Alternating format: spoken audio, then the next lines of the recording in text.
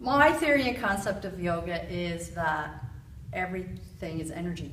You're energy, I'm energy, this is energy, everything is energy. So what we're doing in yoga, what we're doing in asana, what we're doing in pranayama, is moving the energy. If you know anything about dosha, kapha, pitta, vata, that's just energy.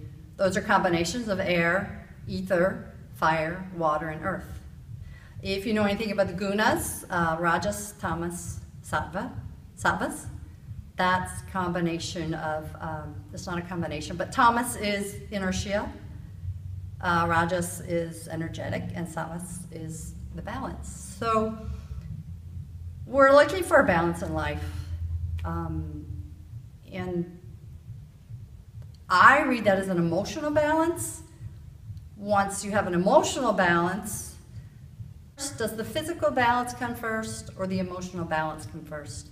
I'm not really sure. I think they could be a combination.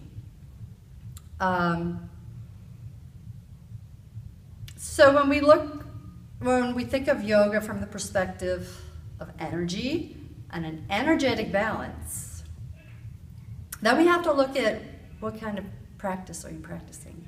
So if you're like me and you're very pitta, and I'm also very vata, you want more of a calm practice. Vata, pitta, kapha. A vata person with a vata imbalance will be very, and by the way, well, okay, let me go a different place with this. People with a pitta imbalance can be very angry, jealous, resentful, fiery, quick to anger, impulsive.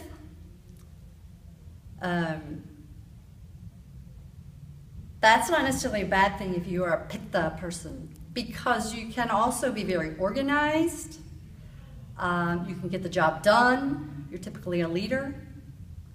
So when we say I have a pitta imbalance, that doesn't necessarily mean that's a bad thing. It's just something that you need to be aware of and know what environment or what foods aggravate the pitta.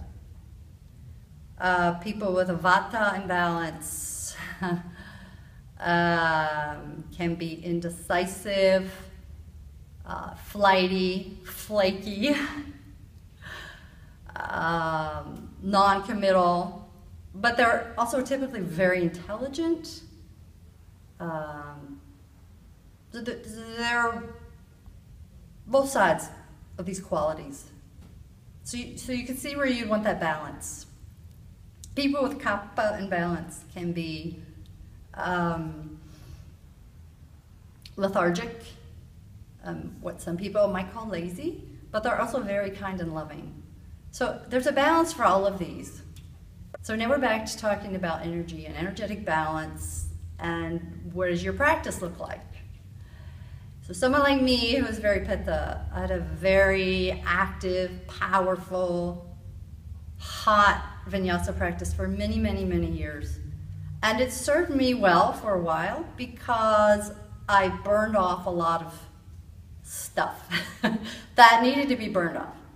But now I'm at the point in the age of my life when it no longer serves me. When I leave the practice and I'm more irritated and I'm more angry than I was before I went in there, I need to take a look at, is this practice serving me? Likewise, if you have a vata imbalance and you leave your practice and you're more spacey and flighty than you were before you went in, take a look at what you're practicing and see what you can eliminate or see what you can add to make your practice more balanced. When you balance your practice, you're going to find that your life is more balanced. Whether we're consciously aware of that or not, I think that's what most people are practicing yoga for. is to have a more balanced life. That's good. I like that. Yeah, people who are used to a very energetic practice have difficulty sometimes with a gentle practice or a restorative nidra practice because they feel like they're not doing anything. I'm just lying around. I'm not getting any benefit out of this. There's no purpose for this out of this practice. But what you're doing is you're activating and stimulating the parasympathetic nervous system, which lowers the heart rate, lowers the breath rate, and activates the digestive system. So your digestive system not only digests the food, but it digests your emotions and everything that happens throughout the day. So there's an ingestion, there's a digestion, there's a processing, and there's an elimination of not only your food, but everything in your life. So you could see how a slower, gentle practice would help with your digestive system physically and emotionally and energetically as well.